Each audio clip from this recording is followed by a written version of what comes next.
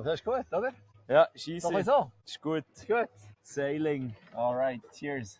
Cheers. This is Up on Foil, the podcast for everyone flying just above the surface. Pump, carve, soar, let's foil!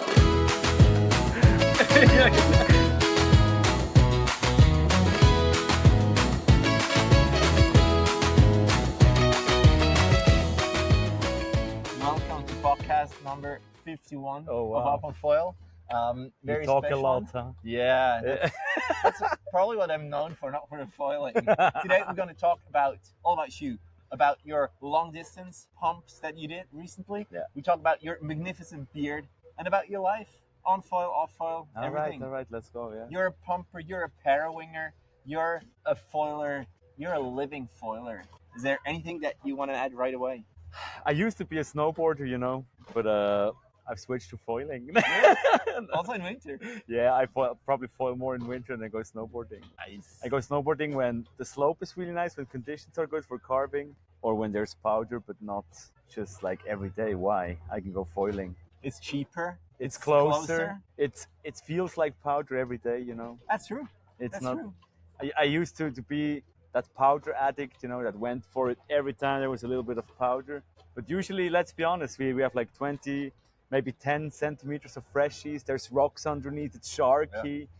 You hurt yourself. You fall for like 2-3 nice turns. A lot of effort to get up the hill. Yeah, if there's like 50 centimeters of freshness, that's insane. Or 70 bottomless powder. Wow, these insane days where it's super dangerous with avalanches and stuff. But I like it. I still gonna take these days. But on the other days, I'll probably go foiling. It's like the powder is everywhere, unlimited, and no rocks. What is easier to predict, the wind or the powder?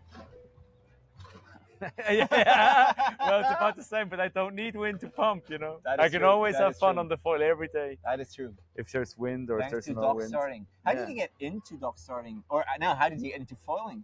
What was your first foil experience? I was in Sardinia, Porto Polo 2 years ago because I went on holidays with my family, with the 2 little kids and the Tesla. We're gonna talk about all these because of the Tesla, I usually go on holidays where you can charge the electric car. So I checked out, where can you charge in Sardinia? Oh, this looks nice. I had no idea that this was a kite windsurf foiling mecca, no idea. And I haven't really done water sports up until then. Really? And then I arrived in Porto Polo and I saw, oh my God, everyone's surfing, kiting, whatever. I took some kite lessons. About 5 days in a row I went kiting, but it was a struggle, man. The body drag, the self-rescue, the long lines. I was like, oh.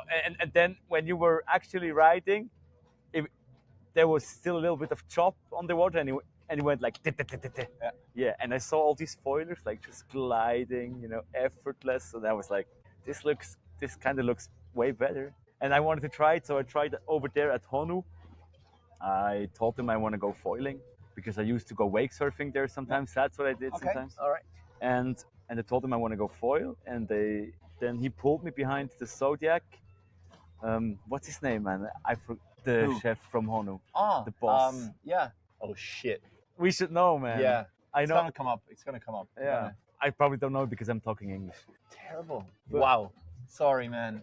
Yeah, we're very sorry, but Honu is an epic place. And he called me or he texted me on WhatsApp and said, yeah, I have some people who want to learn how to teach others how to foil from Zurich. And so there was, I think, not Kilian Brown, but the other Brown.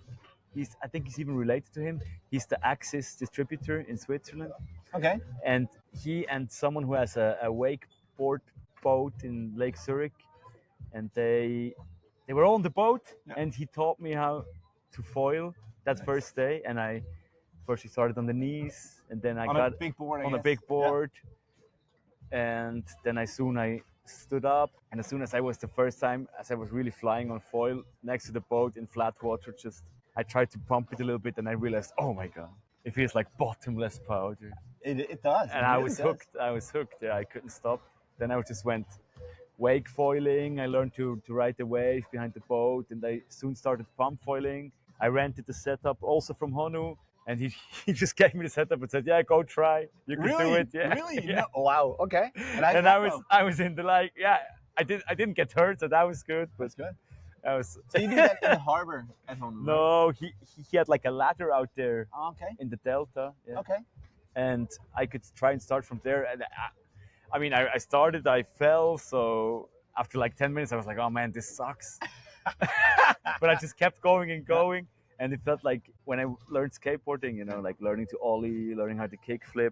So you know these things. Yeah, Wow. it was the same feeling, you know, just to improve a little bit every time you try. Yeah. And I didn't really get to pump the first time. Then I bought a second-hand setup. There wasn't really a complete setup you could buy anywhere. Really? They were like super expensive, like $3,000-4,000 if you want a board and a good foil and whatever. That was 2 years ago, huh? Yeah, 2 years ago. That's incredible. Now you can get it for $9.99 at Costco. New. Yeah, new. Crazy. But then I paid like $750 at tip to tail for a kite foil board that I used to pump. And it was the least expensive board you could get. Wow. It wasn't even made for pump foiling. And I screwed on a second-hand gong set I got from Claudio. It was like a crossover V1 tractor. But I V1. yeah. Wow. But I made it work. Okay. I went 7 days in a row to Amat and I taught myself how to pump. Nice. And after 7 days, I could do a round trip. Around the pole? Maybe not even around the pole, but just go Just up, go- turn around, come okay. back to the dock. You know, like 30 seconds pumping. Because that I was was- like my first goal, going around the pole and coming back. And as soon as I like was around the pole and can see the dock again, like that was the first part. I was like, all right, I'm gonna get it. Yeah, That's exactly. That's also where you learned. Yeah, With the Amat. That's why I started pumping goofy, even though I'm not goofy. That's crazy. That You is could easily crazy. start regular there. I right? cannot. I really cannot. I look like the biggest amateur there is. But that's so 2 years ago you started dock starting, Yeah. and then what happened? You just kept on dock starting, or did you start Yeah. wing foiling then? That was your I main started goal. wing foiling in fall. Back in Porto Polo or here? No, at Murtensee. I took 1 or 2 lessons, I think. Drifted downwind really far. Oh man, there's a nice boat. I want to get That's it. true. That's a great wave. That was the boat I caught the other day from Gunten from Spiez to Gunten. Really? Yeah, towing Nice. on the boat, like pumping over. Yeah, I saw that. It has an epic wave. Yeah, I would be ready for that, man. I think I'm It's- ready now. the wave is super. It was like 28, 30 kph. And it felt so good. It's way bigger than a Does it normal get boat wave. faster between Spiez and Gunten? than Yeah, is it was here? super fast. I was almost 30 kph on the Okay. wave. Anyway, Like I was trying more- to yeah. wing foil, and I bought some gear from Gong because I knew I already had some foils. Yeah. And started wing foiling. Went wing foiling a lot. Also continued to pump. Then my goal was to be able to jibe before I go back to Porto Polo Yeah. in spring with the Okay. family. I managed just to be able to jibe because I tore a little bit of my Achilles Ah, tendon. yeah. And Oh, this wave is even better. yeah, it's the best.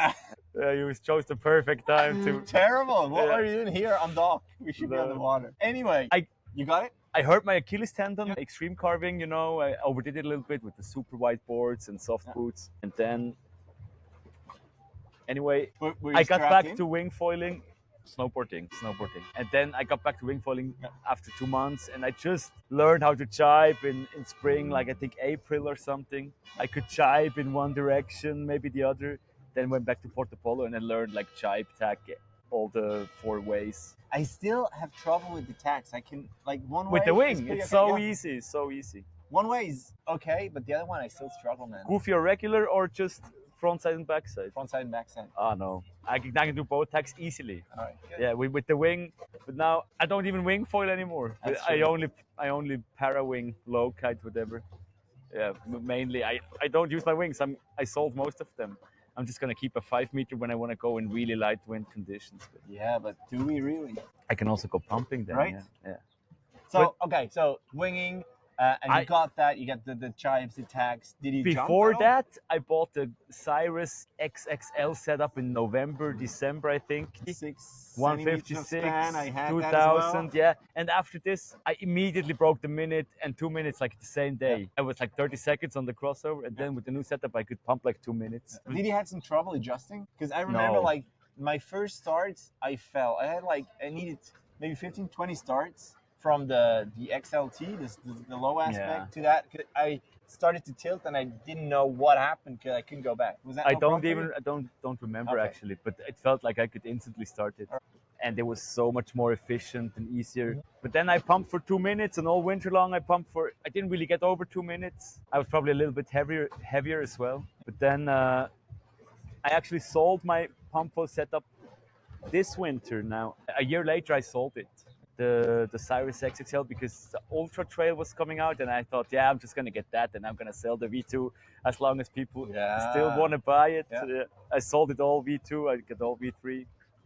And I went back to Porto Polo this year, and yeah, you winging was already a little bit over, you know. Right? And then you hurt yourself again. I hurt myself trying to beach start the other Achilles tendon this time. This man. seems to be a weakness of my body, yeah. Okay. But yeah, ChatGPT coached me through it. Yeah, I saw that. You're like redneck fixing your stuff. I was, yeah, because I knew last time from the other foot how that you had like this angle. That yeah, you put in your shoe. that you have to take pressure off the tendon to let it heal a little bit. But I didn't even go to the doctor. I don't know how torn it was. Then I got home and I made an appointment at the doctor's, but it got better so quickly. I was already pumping again. I was like, probably shouldn't waste money on. That makes sense. Yeah. And now then you said like it's not 100% yet, but it's not even been Still? 3 months. So maybe it's like 80-90%, but it's getting better all the Well, time. just don't go snowboarding. Just stay on Not foil. yet, not yet. That's good. Yeah, I will only go snowboarding if it's 100. Yeah. Okay. But how do you feel if it's 100? I can when tell. you go all in. And Really? if I have no pain at all, you know. All right. And then you said you don't really wing anymore. You started pair winging, or sorry, low kiting. We have to say low kiting here. Whatever. Why do you think that was something that you needed to do? Because was it of downwinding? Did you try to paddle? No, never. Oh. It didn't Good look idea. appealing to me. I have to get a really big board, and it's super exhausting. Yeah, maybe it's a good workout, but other than that, and then you still have a paddle in your hand, and Well, then that's a selfie stick, really. yeah, I can get a Selfie stick, smaller you can paddle selfie with. stick. I can actually put together and make it small, put it away. You know, no, What was your but I wanted to surf waves. That's all I want to do because you know I'm chasing the powder field. Yeah, makes sense. I'm chasing this powder field of just snowboarding huge fields of powder, doing big turns, and that's all I want. I'm in paradise. I'm in heaven when I do that. That's I said it all I before. want. We want to be surfers, right? Yeah, I want to surf. Yeah.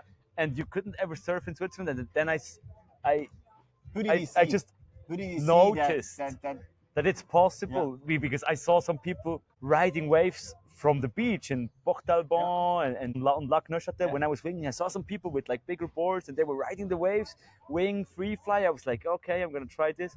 So I learned how to read the wind waves with my hand wing. Yeah. And every session, like from last summer on, probably summer 24, I was only going out, looking for the swell, trying to read the waves. Yeah. But then the wing is always in the way, you know, terrible, it sucks. Man. Yeah. But I got quite a good feel for how you surf the wind waves. And then the Parawings came out. I didn't buy a BRM, but then the Ensis, I bought the Ensis V1. I tried 3 sessions. I struggled so hard with the 3 meter. I couldn't get up. I got up like once and immediately Was it fell. not enough wind? It's probably too much or not enough wind. Yeah, the wind range was really narrow and I never really hit it right. Yeah. And also, I never kited really, so... Okay. Well, you did. You just said. Yeah, 5 days. Okay. So what actually helped? Which pair wing helped you? Was it the D wing? Yeah, and then I got the D-wings. I saw Foil Rat, I think, on YouTube, and he was like, oh, the D-wing, it's so stable, you can depower it. I was like, oh, that's exactly what I want, because then if I depower it, it collapses. And then I bought all the flow wings, 3, 4, 2, 5, 5, and then I went first session with the 4-2, immediately got up, jibe, free fly, packed. I was like, oh my God, this is it. Yeah, it was so good. Immediately worked with How the was D-wings. the packing for you? Like, which pouch do you have? I didn't use pouch in the. I have a lycra, you know. And you just stuffed it under. Yeah. But I mean, the first times I was just holding it in my hand, you know, and then making sure that no wind catches it, and that was already great because compared to a wing that is it's moving a lot around better. and inflated, it's much better. And then you can just throw it out. That's a good part of the D-wings. You throw them out and they're back. Yeah. Works pretty well. And then then I went downwinding all the time when there was wind in winter. It was like, I'm downwinding. This is amazing. Like, all right, I need to go. Yeah. That looks amazing. Yeah. But you don't use the D-wings anymore, do you? I sold them all Nice. because now I just tried Gong. It took the D-Wings and the 3-meter Gong Plus V1 to Porto Polo. Tried it out, 20 plus knots. The D-Wing on the beach, I was very used to it. The Gong, I tried it on the beach. I was like, oh my God, I can't go out. This is not going to work. It collapses when I fly on the front wing. But then I did it anyway. I was pleasantly surprised how easy it was. You just have to make sure you don't overdo it on the front lines. Just hold it here and then you can still move it in the wind window. So I got used to that with no problem within 5 minutes. And then I decided to sell all my D-Wings and I'm going to get the Gong V2 now. I ordered 2 today, man. Nice. I think they're good. I still have a D-Wing. If you're in the market for a D-Wing 4.2, I'm happy to sell it to you, even ship it, because honestly, They're great. I don't like him too much. Don't say it when you want to sell it. No. Look, for Gav at Hydrofoil, amazing guy. He was on podcast as well, episode linked somewhere up here. He said that the D-Wing is in his top 5s of all the power wings there are. And it's stable, but for me, I had just the tips, it wanted to go down a little bit. If it was at the low end, the wind, it just wasn't easy maneuverable. I prefer the Roger that is more active, that is agile, that pulls you to the front. I prefer that. It's just another way to ride. So the D-Wing, super power wing. It's just not my power wing. It's great to learn. It's very stable and easy to depower. Yeah, really all good. So if you're in the market, make sure to hit me up. Plus, I have too many power wings now because I'm doing this power wing comparison. And from the first comparison, I have the D-Wing. For the second comparison, I'm going to start in 1.5 weeks. I have the F2, the 777, I have the Paia from BRM, and I had to buy all of these with a discount. Yes, oh but my God! Now I own them, and I cannot use 3 different 4-meter power wings. Man, no, you know what I mean. So that's gonna be up. If you don't want to miss that, subscribe. That should be something. And I'm looking forward to the 777 because I heard good things about it. It's not known that well. Indy says it's a good one. Gav at Hydrofoil says it's like his secret weapon, like it's his number 2. So that's really cool. It's very light material. Yeah, shout out to Schnitty, by the way. He coached me a lot when I was starting to powerwing. We were like phoning for half an hour while driving the car. He's such a cool guy. Or even longer. He was just explaining because I was like worried, shit, how am I gonna get out? How am I gonna get up? How do I do this powering thing? I had no idea. And he was just coaching me one-on-one. So cool. Just like this. Thank you so much, Schnitty. Follow him here, Instagram. Schnitty on foil, really cool guy. Anyway, people are super chill, helping each other out all the time. It's like this foil community. I don't know how long it lasts. By the way, are you gonna get the Gong V2 as well? Someone offered it to you, right? Yes. Don't you get it? I don't remember who offered it. Just look for it on WhatsApp, man. Know how. Yeah, I have to. Yeah, the thing is, no, that's true. I have to. It's see that probably I get good. It's probably good. I think so. Also, I'm a little. How much is it? It's like $300. Yeah, that should be. Yeah. How long did they take until they are here? I ordered them today. A week, 1.5 weeks. All right. Good. Yeah, I'm gonna have to check because Gong would be super interesting. I wrote them a couple of times. Like, are you interested in showing your product? I'm gonna send it back, my expense. No, it's fine. Yeah, probably have enough sales. So. Probably. But it would be interesting because people are looking for cheap, good power Absolutely. Wings. Anyway, so you got that dialed in. You ordered the V2. When was the last time you went power winging? Wing hasn't been good. It hasn't been good. Yeah, I had like a really horrible session the other day, like maybe 1.5 months ago, when it was just barely 12 knots or something, and I was like, it feels good with the 4-meter. That's enough. I can do it. So I went out, got on foil to the middle of Lake Neuchâtel, fell, couldn't get back up for 2 hours. I was just dragging back for 2 hours on winds to the next village. What happens if you are in a situation like that? Do you curse? But then that was the beast day when everybody went with Baltz, Raticulo, Nils Mango, Yom, Neti. Everyone was there, man. Even Claudio, and like 10 people, and we all went at the same spot in Corchier and went to Yverdon. It was just a perfect run. It was a dream. Yeah, I saw Yeah, that. I Man. had like 30 minutes plus free fly. I was like seven guys on foil. like that. 10. And I used the ultra trail stab in the back with -1 degree shim, and I really liked it. Because it just gets you up on mast even easier, you know. You have a little bit more lift, and you have so much power of the wave. Nice. Oh, it was Speaking so of lift and step, how do you like my shirt? hey, I love it. I saw it from Gwen. Gwen, right? Yeah, I thought So- I won it. Yeah. I ordered 2 of them. Foiler. Nice. Link is in the description. And I'm gonna send one to another friend. The another stab foil and foil nipples. Really cool. So if it gets cold, more lift. Yeah, so what was I saying? So you had a terrible session. When you are out in a terrible session, do you curse? You relax? Oh yeah, I curse. Yeah, To sure. the world. But the then oceans, I to mean Neptune? I go through like waves, you know. I curse a little bit, and then I'm like, oh, it's so beautiful out here. Look, I'm on the lake. I'm breathing. I'm alive on this planet. That's What true. is this? That's true. Yeah, We're so lucky. We're You so could just be fortunate. thankful, you know, for every breath you take. So That is. I just definitely take true. it Speaking of and bad paddle sessions, back. Speaking of bad sessions, we tried to pump around Brienz. You pumped around Brienz. Maybe you can recap that session, because I had the beta foil and I thought that I knew how to pump with it, because the week before I used it quite a lot. I pumped for a couple of 100 meters, felt super easy. So I thought, all right, I'm ready. I did marathons, I did an Ironman. I'm ready to go. And you were an there. Iron Man. Yeah. Well, it was 2 years ago, but still. 2 years ago. Yeah, And you're super fit. Well, I Yeah. thought I was.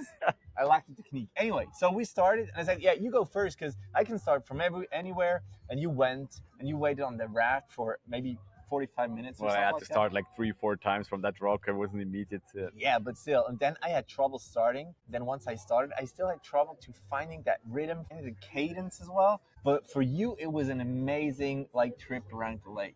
Can you maybe tell our listeners who haven't seen one of your 2 newer reels, what happened, how you went through or around Lake Brienz? How was that for you? Yeah, and you came up with the idea, you know. You asked me, because I had the Ultra Trail 4XL from Gong. You asked me, do you want to do a long distance pump? Yeah. And I was like, yeah, what about Lac Neuchâtel or something? And you were like, no, we need a little bit more mountainy lake, you know, less seaweed and stuff. I was like, okay. Well, that is true. I That's still true. stand by that. Yeah. And then we decided on Lake of Brienz, and I thought, yeah, let's do it. But night before, honestly, I didn't sleep well. Really? Yeah. I slept like 4 hours, and then I was like lying awake in bed and thinking about, shit, what if I fall there? What if I fall there?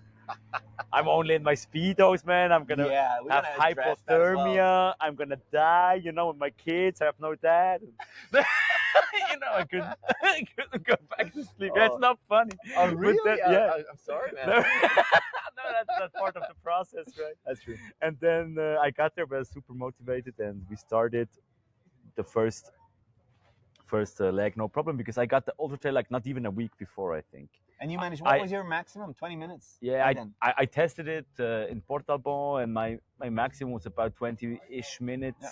But I always get stopped by seaweed or some technical mistakes. And the day before, Marvinho, we did it on a Tuesday, right? And on Monday, Marvinho, about that off record, yeah. he was asking me, yeah, can I try the Ultra Trail 4XL, maybe the HDW that you also have? I was like, yeah, no problem. I came to him, to his place at Where is that? TerrasSee. Okay. Well, he was on yeah, holidays there, and he tried to pump my wings, and I tried to pump around with the 4XL, and I tried the first time to shim something else than 0 degrees. So I put, because that was the technical mistakes I made when I fell after 20 minutes. It was like just with nose down, and that was it. Okay. And also Florian Cosa tested my Ultra Trail 4XL, and he said, I have a little bit, and not enough front foot.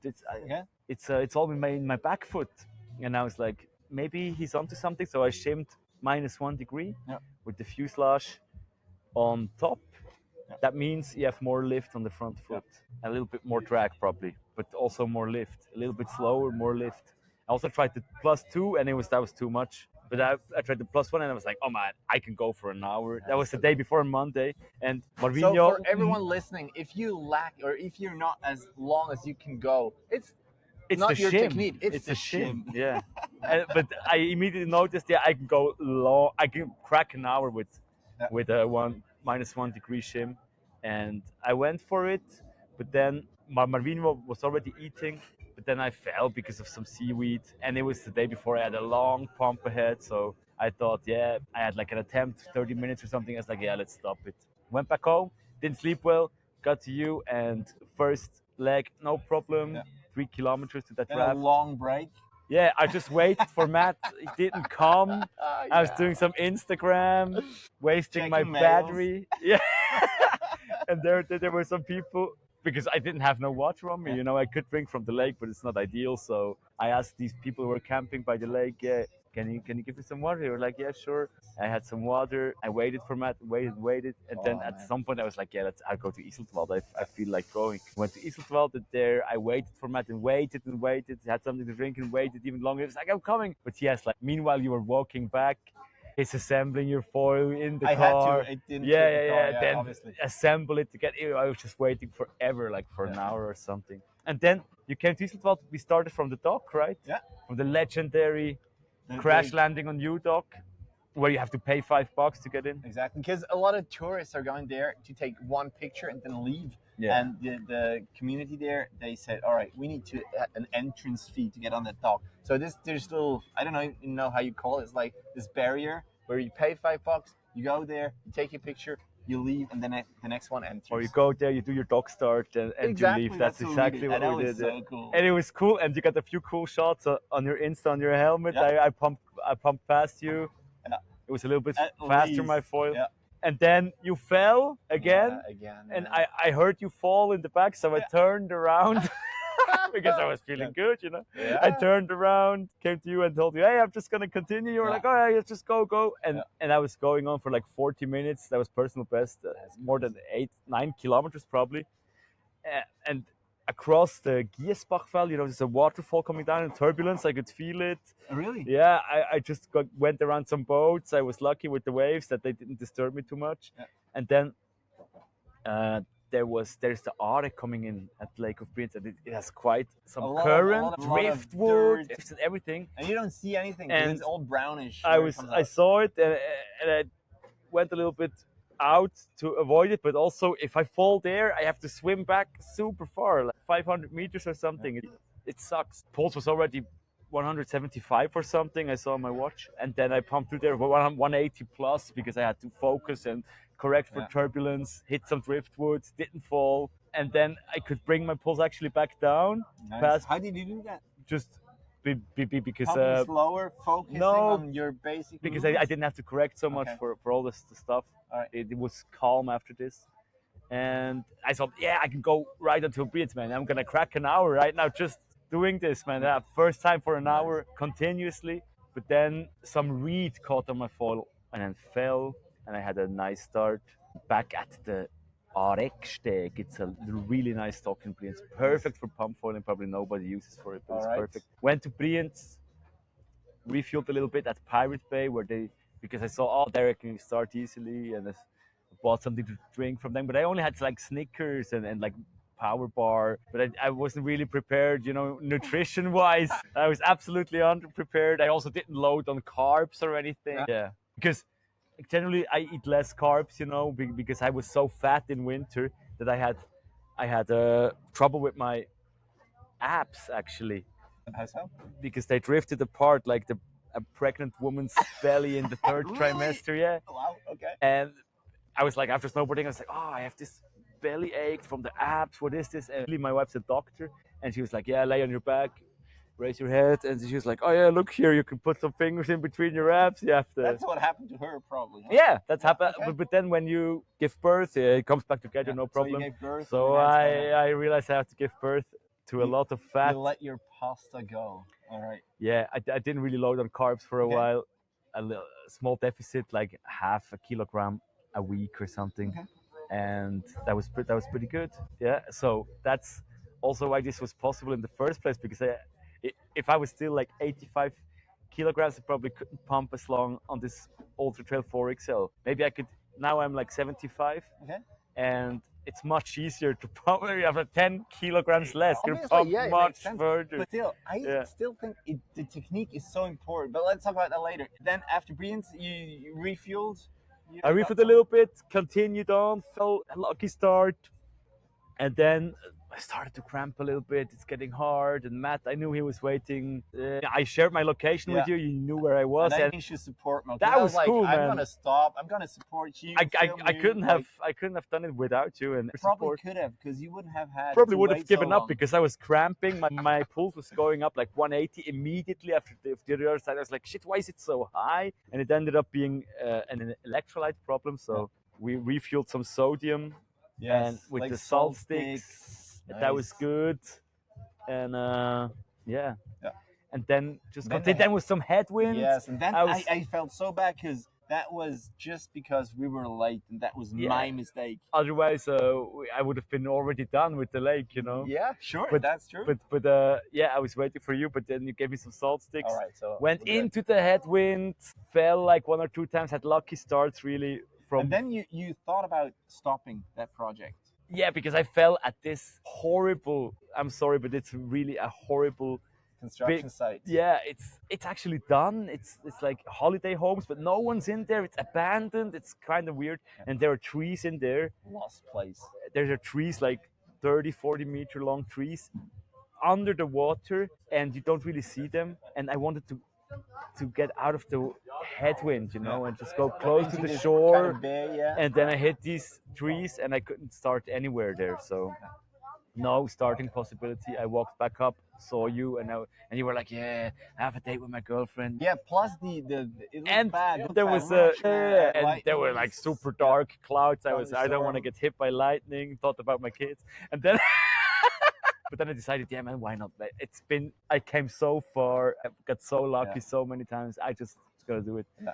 And then I pumped all the way to Barney. I have to call you later. And then I pumped all the way almost to Rinkenberg, and then there was like a fisherman, a fisherman by the last dock. And I just stopped there, and he was chilling there waiting for the storm to pass with me, and there was that super double rainbow all across the lake. That was crazy, yeah. Wow, it was beautiful, and it was like, this is my sign, I'm gonna go. But you know what? I was there at the finish, and I saw the rainbow. And I was like, you have to come now. We need this finishing shot with the rainbow, and you just didn't come. I was like, probably like you when you waited for me. Yeah. When is he coming? I tried to call you. And then suddenly I spotted you at the horizon. Like, finally he's coming. The rainbow was still there. It was not as powerful anymore, but it was there, and you got there super happy. And I got excited for you, man. I was like, come on, cheering you on. I was ecstatic. I didn't think it was possible. And I was like, man, I'm the first one to ever go around this lake on a pump foil. But I'm sure this is going to be a thing soon when the foils are so efficient. Yeah. More people are going to do this. I'm sure. Plus, but I can forever say I was the first. Yeah, that's true. That's true. You need to have a plaque somewhere in Birmingham, and then people can put their names in. We're gonna do a Speedo statue. And also there, that would be cool. The cool thing about Lake Brienz is really the seaweed situation. Yeah. And it's just beautiful. Less buildings than here. But seriously, Lake Thun was cleaner. It was probably also a thing, a weather thing, because before it was a little bit stormy, you know, and then it comes down from the mountains into the lake. And you have all this driftwood and leaves. Way more in Lake Brienz than I had in Thun. Okay, but usually you have more seaweed, but you managed to go around them. All right, you know what? It wasn't that bad, yeah. We're going to take a quick commercial break here. We're going to be back, and you can call him back if you want. Yeah, it's good. Good, all right. All right, we're back. Thank you to our sponsors. We don't have any sponsors. Still, if you like the show, if you want to sponsor a amazing show, cheers. Cheers. All about foiling. Hit me up on Instagram, write me a mail, whatever. Get in contact, and it doesn't even need to be foiling related. Like, we are middle-aged men mostly. We need hearing aids. We need sunscreen, right? Or we need Speedos. So let's get into that first, because you're always foiling in Speedos. Why? When did that start? Okay, no, the why is clear. It looks amazing. But when did it start? Well, foiling. Maybe that's what I wanted to say before, because we haven't touched on that. We have to make a bigger weave here, as Trump says. Because foiling to me kind of has a spiritual dimension to it, you know. Okay.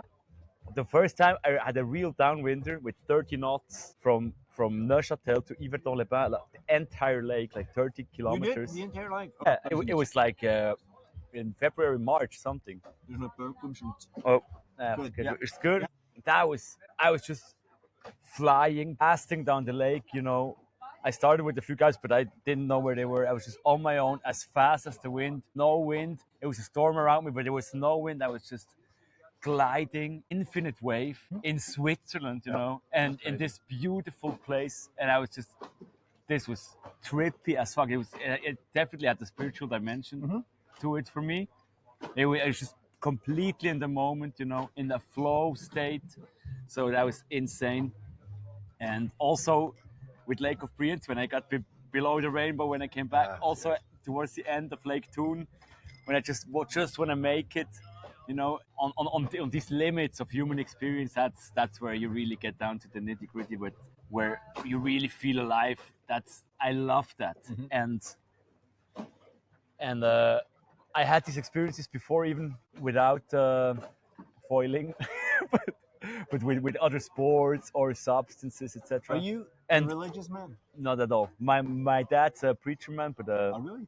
but not religious in the classical sense. So I'm not a member of the church anymore. I do weddings for a living, but these are non-religious weddings. People who want to get married and have a nice ceremony and a ritual, and I tell their love story. They say their vows, and so we make a nice ceremony for like 30-40 minutes. That's what I That's your pay main my job. bills with. That yeah. is so cool. And I love it. Yeah. How long have you been doing that for? Since 2019, I guess. Yeah. And Sorry, we continue just it was the speedo was the idea, right? So, so definitely has a spiritual dimension to me, and also being naked is something I really enjoy. I'm a super hairy dude, you know. I don't need clothing most of the time. Yeah, I'm already in clothes, you know. I came into the world this way, and I had at Fusion Festival. I had one experience when I was clothed, and then I went showering, got naked, and I felt perfect, exactly the same. And I realized it doesn't matter if my clothes are on or off. I just need to feel great. And so I don't really like wearing swimsuits, you know. If you get out of the water, you have this wet piece of clothing. This is something I really don't like. I prefer being naked, and that's the closest I can get to naked without the police coming. No, it's actually allowed being naked in Switzerland if there's no sexual intent. Really? Yeah. And then if somebody complains, maybe you will get in trouble. But usually, if there's no sexual intent, you can be naked. But if you wear a speedo, it's like absolutely that's probably the minimum you can wear, and you don't get in trouble at all. So and that feels fine. I got used to this. I go swimming like this, and I also go foiling like this if I can. You know, if I go wing foiling and downwinding, then I wear a vest and a helmet because you know. But just pump foiling, your kids. But just pump foiling like long distance. It's also nice to have as little weight as possible. No wet clothing. It feels great, and that it looks great. I mean, this is subjective. I totally agree, man. I don't care. You know, some people may like it, others may not. But it's not why I do it. I do it because it feels good. Nice. Yeah. Perfect. That's why you should do it. That's why you should do anything in life. 3 pairs, I guess. Oh, really? Red, a blue, and then that colorful one. That's not even a Speedo. It's some other brand. But are you sponsored by Speedo? No, not Did yet. You ask? Not yet. I will have to ask them. You have to ask them. Really? Yeah. Yeah. Like how much views did that TerrasSee video get? 100K on Instagram. Yeah. After what? A week or so? Yeah, it was. That's viral. That's my best reel. It was worth it after all to carry around this Insta360 cam all the way, man. Definitely. Like the day before, I made it float, you know, because I didn't want to lose it really. No. And so what do you put? Put some pate noodle, you know. Yeah. So some foam. No, it's some foam for the kids use to swim, and it's actually round. And just cut off some and put it on the back. I asked ChatGPT what I should use. Nice. And then it worked perfectly fine with some Gorilla Tape. Okay. Made it float, and that's what I took with me. Put it like I could also bite on it to start. And then when you breathe, like before you start, like Yeah, because I have the long form video as well. Yeah, And you watch the whole thing. I can. I'm just focusing before every start. Like the start in dog starting, that's also quite spiritual. or you're hyper focused. You're just focused. It's like super zen moment. Yeah, You yourself, no excuses. It's like golf. it's a little bit like golf, yeah. And then you go for the hole in one. Yeah. or you make a what's it called that? A mulligan, where you're just like, oh, I'm gonna go again. It didn't count. Oh yeah, I don't know. I don't did know. a lot of those. All right, so we have to speed up here, and then we have to talk about. Now the rock beard. start is like chipping, right? No, the beach start. Yeah. We have to talk about that beard, man. That's an impressive beard. You say that you shave it every 2-3 years, something like that. Yeah, whenever I feel like I want to get rid of it, I just cut it all off. And then no one knows me for a week or two. I wouldn't or like a recognize you. day at least. Yeah, I go like, I'm on the street, I'm like, hi, and they're like, who the fuck is this? You cut your hair as well when you? No, when you cut the beard? I think a few years ago, I realized, I'm gonna get bald at some point, so I'm gonna grow my hair Who isn't? one last time. That was like more than 10 years ago, so I haven't cut it since. Oh, really? But they don't get any longer than this, so Nice. I get a natural haircut somehow. Nice. Very cool. I do as little on my body as possible from the exterior because I just don't care, as long as it So feels good. So the only thing, sometimes I have really long hair here and it gets into my vision, then I pluck it. Okay. But- So you're 36? Yeah, All right. 36. You're still young. Well, it depends, obviously, who you compare yourself to, but I'd still say you're young. You're a young dad. How often do you get on the water? How often do you get on foil? With your job, a little more than others? Probably. Yeah, if it's windy, like Tuesday, Wednesday, and Friday, I have to look after the kids because Tilly is working. And on these days, I usually can't go foiling. Yeah. But sometimes on Wednesday, my parents look after the kids. Nice. Then I can go foiling. Because you have to go foiling when it's windy or if the conditions are great. Yeah, but like 5 out of 7 days of the week, really, if it's windy, I can probably go. Nice. Yeah, that's good. So Nice. I get a lot.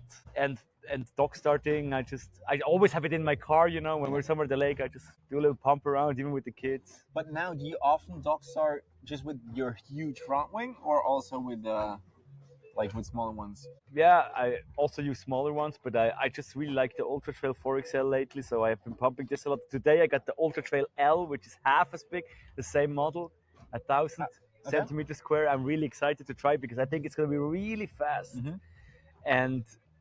And yeah, if I ever take part in a pump full race, because I usually can't because I work on weekends, then I probably going to be really fast. If I can start it, I want to try it out today. Yeah, I'm going to try it out later on. Yeah, you give classes today. Yeah. The rowers at the rower But shop? but if I'm gonna be there a little bit beforehand, I'm gonna try it out by All right. myself. Yeah. We're not gonna take too long. Just a couple of personal questions. I'm also gonna play a concert tonight at 1:00.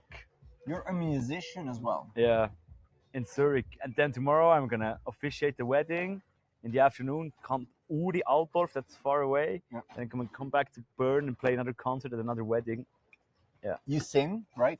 I sing. Yeah. Do you have different bands or one? No, I usually play with Jones, Hi Joe Life. Yeah. We play like covers, Britney Okay. Spears, 50 Cent. Nice, and you're a singer. Yeah, I sing it. Yeah. That's so cool. I But perform do you it. earn money with that? Or? Yeah. Nice, very cool. Do you sometimes officiate a wedding and then with your band? Sometimes, rarely, but Okay. maybe 10% of the weddings. If you have a wedding, because I'm curious. I got married. What was that? 12. I should know that, huh? 13 years ago. And if you have a wedding like that, how much you prepare before? You talk to them once, or how does that work? I meet them. They decide if they want to book me or not. Then I go to their place. We plan the wedding. Then I go to the wedding, and we do the wedding. Then I'm there, drink some prosecco, make some pictures just from the off perspective. Then I go home. In total, it's about 30 hours of work for one wedding. Okay. But I can work when my kids are asleep, when there's no wind. I'm just curious. You don't have to answer if you don't want. 30 hours of work. How much you earn, like for a wedding like that? How much does that cost to book you? Where can people? Now book you can calculate yourself. 30 hours and what you make an hour if you work for yourself. It's like $3,000-4,000. That's about I don't know. but that's about it. Yeah. Okay. Where can people book you Uh, if they feel like I never wanted to get married, but now seeing you, Yeah, I have a very good internet presence, traumich.ch. There are a lot of people who actually offer yeah, this service to make a wedding ceremony, but I'm one of them, and I filter out most of the people who don't want to book me. Yeah. So they only ask me if they're, if they, I mean, they can check my Instagram, they can see me online, and filters out a lot of people that don't want nothing to do with this Yeah. beardy dude. oh, that was close. Oops. And then when I meet them and they book me, it's usually perfect. Everybody likes it. Yeah, me too. You have like some good wedding stories, like something special that happened. It's always special, There always some unforeseen things happen. But yeah, I like it. I also really like it when it gets emotional. You Yeah. know, I can feel the people around. Yeah. Because when we foil and when we see each other, you're always like hyped and full of emotion, and that's what I really like about you. So I can really see how this wedding thing works. But still, it's kind of weird. Maybe it's a coincidence. We had Dave West on our show as well. You know Dave West? Yeah, he's also a wedding singer, He's right? a wedding singer as well. But is that coincidence? Are people like extroverted who do these weddings? no, and it just matches well with foiling because you can go foiling when there's wind. all right, maybe I should change profession because usually when it's windy and people send me all these messages on WhatsApp, I'm like, yeah, today I have school, I'm a teacher. Tomorrow, yeah, it would be possible. My kids have Dude, sailing Just training. work less, foil more.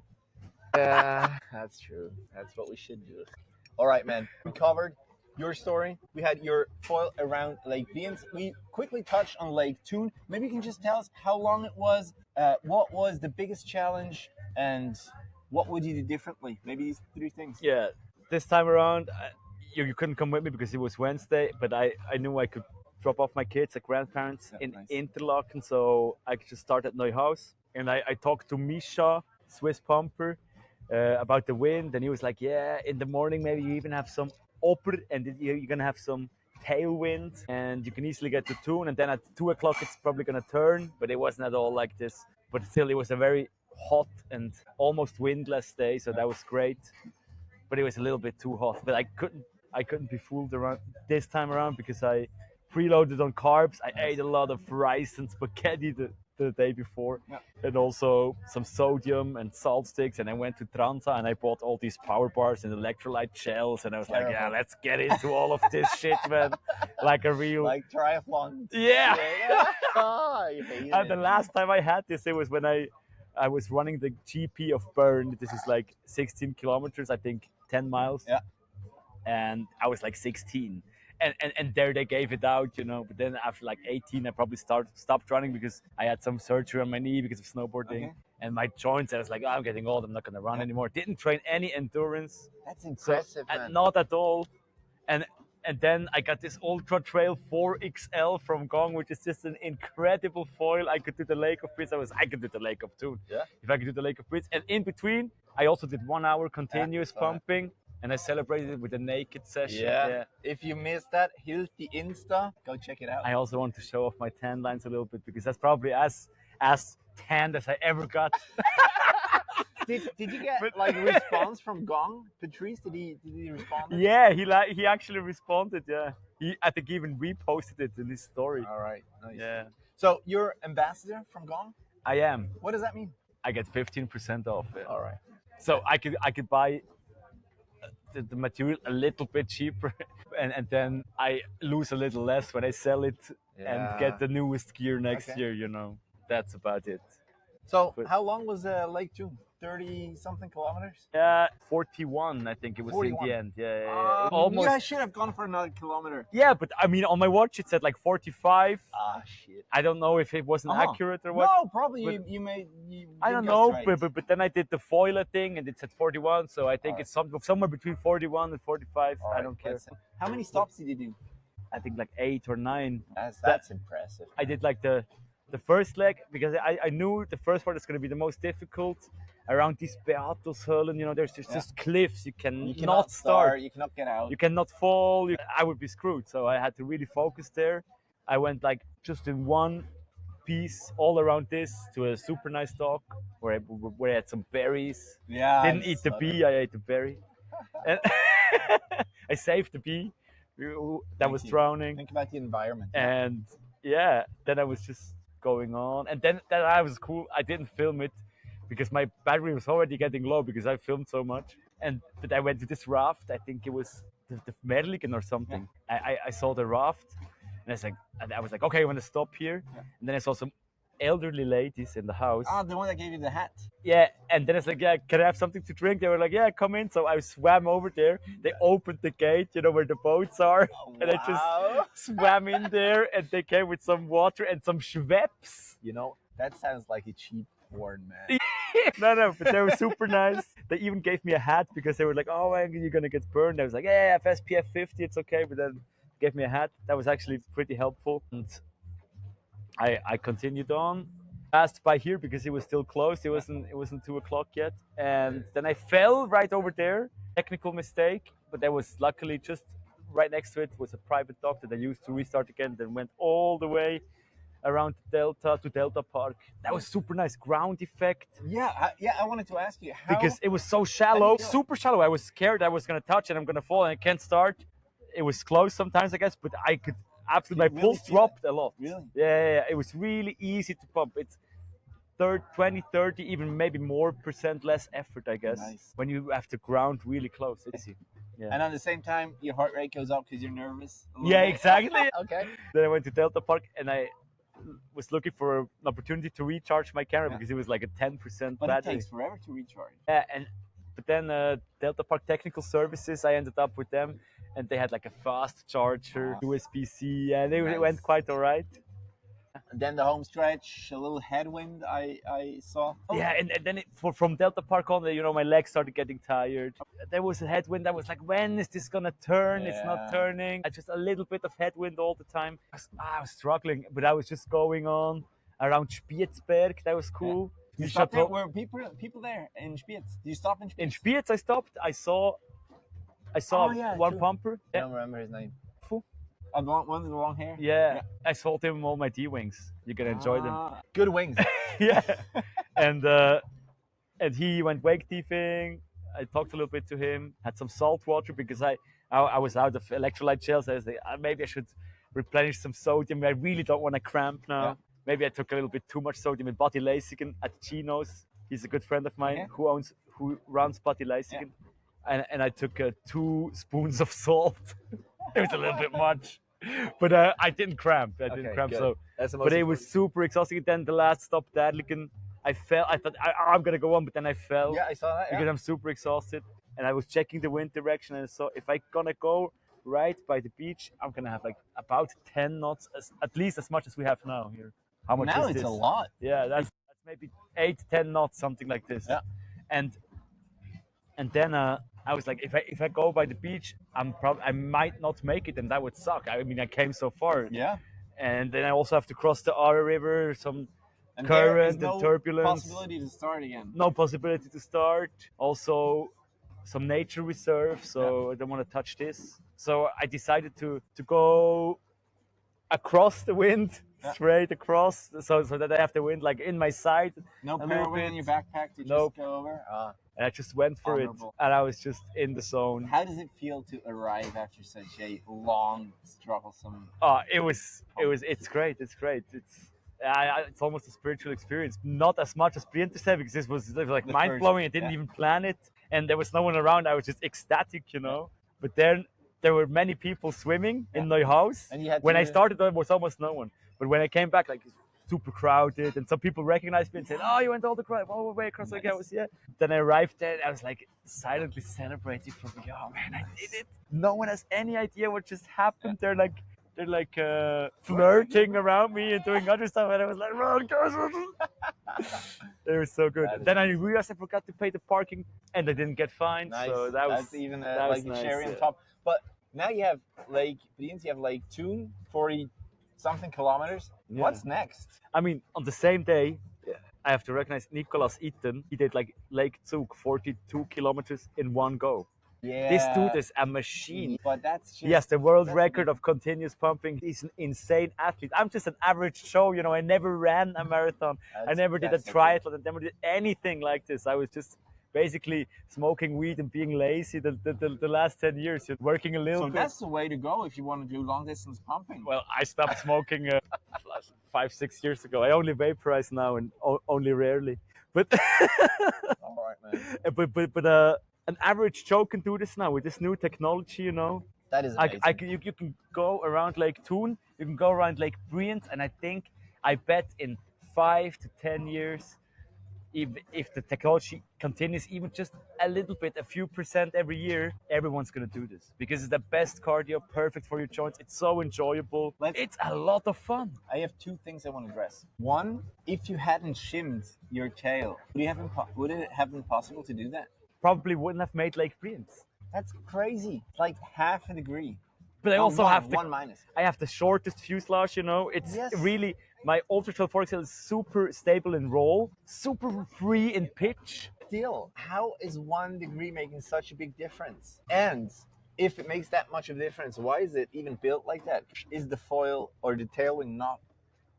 They recommend the long fuselage, you know, Okay. Oh, then and it you would makes- have much more leverage. But I think with the short fuselage, you need a little bit of shim to have the equal front foot pressure. Otherwise, if you push too much on the front foot, All right. you're just gonna put it down, you know, and you're gonna fall. And there's more tolerance. If you have 1 degree shim, you have more possibility to overdo it on the front foot and still go on foiling.